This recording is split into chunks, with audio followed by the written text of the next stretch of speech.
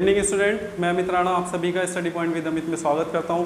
उम्मीद करता हूं आप सब अच्छे होंगे और आपके एग्ज़ाम की प्रिपरेशन भी बहुत अच्छे से चल रही होगी और हमारी दुआएं और हमारे जो प्रयास है वो आपके साथ है कि आप बहुत अच्छे से करिएगा। ठीक है, देखिए आईसीटी में हमारा संप्रेषण हुआ था और संप्रेषण में मैंने आपको क्या बताया था, संप्रेषण बता दिया था, उसकी प्रक्रिया बता दी थी। ठीक है, प्रक्रिया समझ गए होंगे। संप्रेषण के प्रकार बता दिए थे। ठीक है, कितने प्रकार का होता है? 2 प्रकार का होता है। पहले थोड़ा सा रिवाइज कर लीजिए। ठीक है, एक होता है शाब्दिक और एक होता है अशाब्दिक। शाब्दिक और अशाब्दिक, ठीक है। जिसमें भाषा का प्रयोग होता है वह क्या होता है?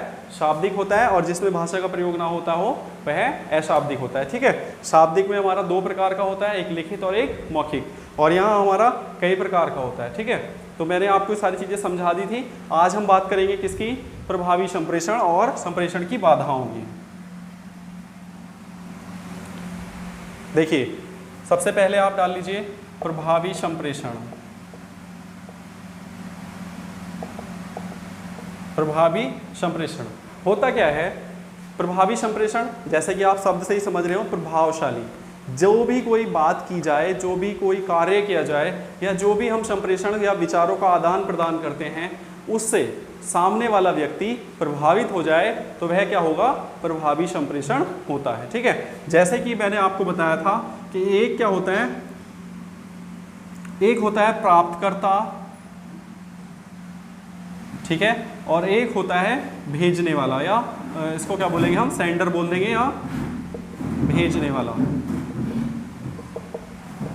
ठीक है, और ये क्या भेजेगा? संदेश या विचार या कोई भी तत्व। तो इन 3 प्रक्रियाओं में बात चलती है। होता क्या है कि जो भेजने वाला होता है, इसको बोलते हैं हम प्रेषक। सॉरी, एक शब्द याद नहीं आ रहा था, प्रेषक। ठीक है, जो प्रेषक होता है यह क्या होता है? कोई संदेश या कोई विचार या कोई सूचना सामने वाले व्यक्ति, मतलब जो रिसीवर होता है हमारा, प्राप्तकर्ता, इस तक अपनी बातें रखने का प्रयास करता है। अब यह बातें इसको कितने % समझ में आती हैं? अगर ये 100% आती हैं तो यह संप्रेषण क्या होगा? प्रभावशाली होगा। सपोज दैट मैं आपको कोई चीज़ें समझा रहा हूँ, हम अपना ही एग्जाम्पल ले लेते हैं। क्या कि मैं आपको कोई चीज़ या कोई टॉपिक या कोई विषय के बारे में बता रहा हूँ, समझा रहा हूँ, और आपको वह बात पूरी तरह से समझ में आ जाए तो मेरा संप्रेषण क्या होगा? प्रभावशाली होगा, प्रभावी संप्रेषण होगा।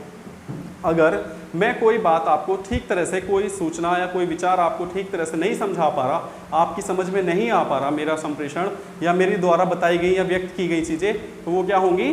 संप्रेषण जो होगा प्रभावशाली या प्रभावी नहीं होता है। ठीक है, वही चीज़ यहाँ समझाने का प्रयास कर रहे हैं हम कि जब कोई संदेश प्रेषक, ठीक है, किसी संदेश को प्राप्तकर्ता के पास भेजता है और प्राप्तकर्ता उस संदेश को पूरी तरह से समझ जाए, ठीक है, और अपना फीडबैक अच्छा दे, तो वह प्रभावी संप्रेषण कहलाता है। ठीक है, कहलाएगा। समझ गए आप? फिर दोबारा से समझिए। कोई प्रेषक किसी संदेश को या विचारों को प्राप्तकर्ता तक पहुंचाता है और प्राप्तकर्ता उन संदेश या उन विचारों को पूरी तरह से समझ जाए तो वह संप्रेषण क्या होगा? प्रभावी संप्रेषण होगा। ठीक है, देखिए क्लास में जब भी कोई शिक्षक आपको पढ़ाता है, ठीक है, जब भी कोई शिक्षक आपको पढ़ाता है तो वह शिक्षक एक टॉपिक तैयार करके आता है। ठीक है, और वह जब शिक्षक टॉपिक तैयार करके आता है तो वो उसकी पूरी प्रिपरेशन करके आएगा कि आपको किस तरह से, कितने पार्ट्स में, कैसे कैसे आपको चीज़ें समझानी है। जब वह प्रयास करेगा आपको समझाने का, और आप या कोई छात्र, सभी छात्र जब उस टॉपिक को समझ जाएंगे तो उस शिक्षक का जो संप्रेषण होगा वह सक्सेसफुल होगा, प्रभावी संप्रेषण होगा। समझ गए आप? तो प्रभावी संप्रेषण क्या होता है कि कोई भी शिक्षक या प्रेषक अपनी बातों को प्राप्तकर्ता को ठीक प्रकार से समझा सके, वह प्रभावी संप्रेषण कहलाता है। ठीक है, चलिए अब देखते हैं संप्रेषण में बाधाएं। मैंने ये आपको क्लास में ही बताया था कि संप्रेषण में बाधाएं,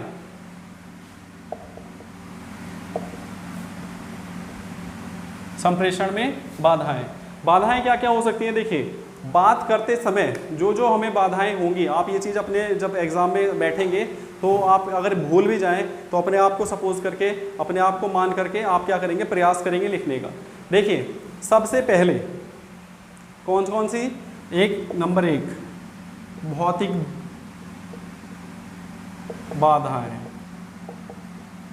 ठीक है, भौतिक बाधाएं। भौतिक बाधाओं में क्या होगा कि जैसे भौतिक बाधाओं में क्या होता है, फिजिकली आप किसी तरह से परेशान हैं, सपोज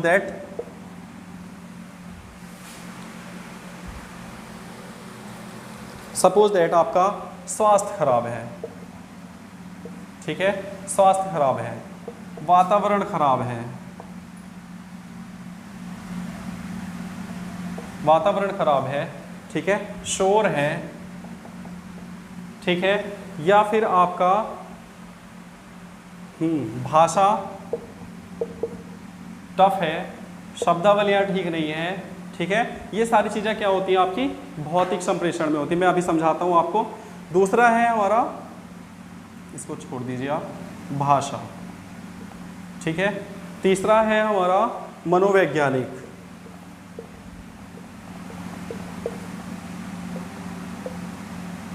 मनोवैज्ञानिक, और लास्ट हमारा है क्या, पृष्ठभूमि,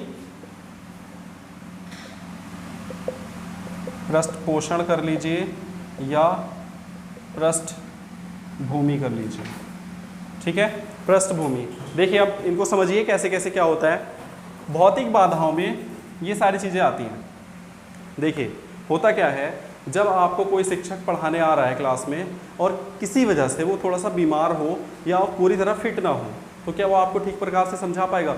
आप खुद सपोज कीजिए, खुद एग्जाम्पल लीजिए कि अगर आपके सर में दर्द हो रहा हो और आप पढ़ने का प्रयास करें तो क्या आप पढ़ पाएंगे? नहीं पढ़ पाते। कोई भी काम करेंगे तो आपको क्या होगा, उस काम को करने में मज़ा नहीं आएगा, क्योंकि आप शारीरिक रूप से पूरी तरह से फिट नहीं है ना। तो वही चीज़ यहाँ शिक्षक के साथ होती है या आपके साथ भी हो सकती है।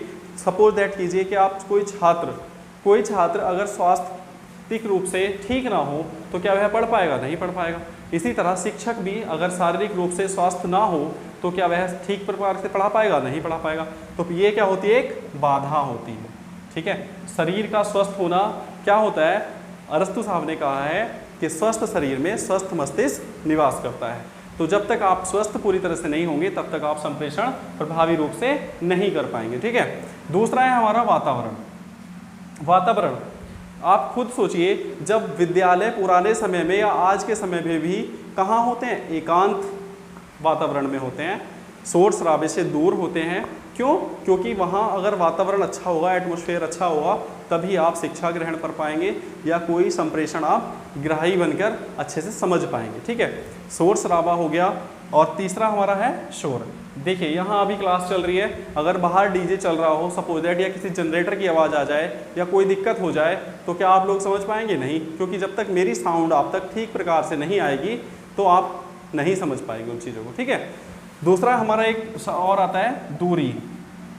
क्लास में 100 बच्चे बैठे हैं सपोज दैट, हम आगे खड़े होके पढ़ा रहे हैं आपको बोर्ड पर, और आप कोई लास्ट बच्चा लास्ट रो में बैठा है, उस तक हमारी बात या आवाज़ ठीक प्रकार से नहीं जा पा रही है, तो क्या वह सीख पाएगा? नहीं सीख पाएगा। और जब वह चीज़ों को सीख नहीं पाएगा, समझ नहीं पाएगा, तो हमारा संप्रेषण क्या सक्सेसफुल होगा? नहीं होगा, ठीक है।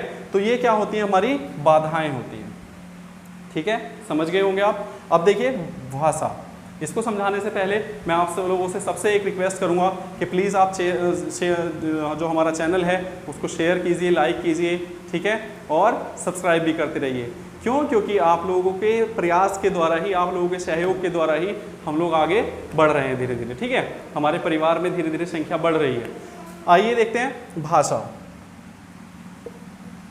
भाषा क्या होती है? भाषाओं में आपको, जैसे आप हिंदी मीडियम के बच्चे हैं सपोज दैट, तो अगर मैं आपको हिंदी में चीज़ें समझा रहा हूँ तो आप बहुत अच्छे से समझ रहे होंगे। टोटल इंग्लिश में अगर मैं समझाने लगूँ तो आपको कुछ चीज़ें समझ में नहीं आएंगी। तमिल में समझाने लगूँ तो समझ में नहीं आएंगी। तो आपकी जो भाषा आपको ठीक प्रकार से समझ में आए, उस भाषा में संप्रेषण होना आवश्यक है। और इसी में भाषा में दूसरा पॉइंट आता है क्या? शब्दावलियाँ। अगर आपकी शब्दावलियाँ कठिन हैं तो आप चीज़ों को नहीं समझ पाएंगे। जैसे हमारा अभी तादानुभूति का आया था, ठीक है, या कुछ ऐसे शब्दावलियाँ आपके एजुकेशन में भी हैं जिन कारणों से आप एजुकेशन की उन शब्दावलियों को क्लियर नहीं कर पाते। तो हमारी भाषा सरल होनी चाहिए, ठीक है, शब्दावलियाँ सरल हों, कठिन ना हो, ठीक है, ये सारी चीज़ें हमारे संप्रेषण को प्रभावित करती हैं, ठीक है। फिर है हमारा मनोवैज्ञानिक, साइकोलॉजिकल। अगर आप मानसिक रूप से स्वस्थ न हो, मानसिक रूप से डिस्टर्ब हो, सपोज दैट घर से लड़ाई करके आ रहे हैं, रास्ते में कोई झगड़ा हो गया है, क्लास में कोई झगड़ा हो गया है, या कोई ऐसी एक टेंशन है जो आपके दिमाग में हमेशा चल रही हो, तो आप चीज़ों को समझ नहीं पाएंगे ठीक प्रकार से, और संप्रेषणकर्ता द्वारा या संप्रेषण प्रेषक द्वारा आप पूरी चीज़ों को नहीं रिसीव कर पाएंगे, ठीक है। वो समझाने का कुछ प्रयास करेंगे, आप समझेंगे कुछ और, तो संप्रेषण कहीं ना कहीं बाधित हो जाता है, ठीक है। फिर है हमारा लास्ट पृष्ठपोषण। पृष्ठपोषण क्या होता है? सपोज दैट किसी संदेश भेजने वाले व्यक्ति ने संदेश तो भेज दिया, आप लोग समझ भी गए, लेकिन अगर उसको फीडबैक ना मिले तो क्या संप्रेषण कंप्लीट होगा? नहीं, क्योंकि वो तो खुद इतना परेशान हो जाएगा चीज़ों को सोच सोच के वह खुद इतना परेशान हो जाएगा कि मेरा संप्रेषण या मेरी चीज़ें समझाई हुई छात्र को या सामने वाले व्यक्ति को समझ में आई कि नहीं आई, ठीक है। जैसे इसका एग्जाम्पल देखिए, जब कक्षा में कोई शिक्षक किसी टॉपिक को पढ़ा रहा होता है, तो टॉपिक पढ़ाने के बाद या बीच बीच में शिक्षक क्या है, क्वेश्चन आप लोगों से पूछता रहता है, ठीक है। छात्रों से शिक्षक क्वेश्चन इसलिए पूछता है, वह खुद ये जानने का प्रयास करता है मूल्यांकन के द्वारा कि आपको सारी चीज़ें समझ में आ रही हैं कि नहीं आ रही हैं, ठीक है। जितना उसने प्रयास किया आपको प्रभावी संप्रेषण करने का, वो हुआ या नहीं हुआ, ठीक है। तो अगर पृष्ठपोषण ना हो, पृष्ठभूमि ना हो, ठीक है, या आपके पास कोई सही उद्देश्य ना हो, तो आपका संप्रेषण प्रभावी नहीं हो पाएगा, ठीक है। उम्मीद करता हूं कि आपको ये सारी चीज़ें समझ में आ गई होगी। ज़्यादा लेंथी वीडियो में नहीं दे रहा हूं क्योंकि आप लोगों का टाइम भी बहुत इंपॉर्टेंट है, तो आप छोटी छोटी वीडियो आप देखकर आप उनसे काम चलाइए, बाकी मैं नेक्स्ट वीडियो जल्दी ही आपको दूंगा। और अंत में यही कहूँगा कि चैनल को लाइक कीजिए, सब्सक्राइब कीजिए और शेयर कीजिए खूब। Thank you.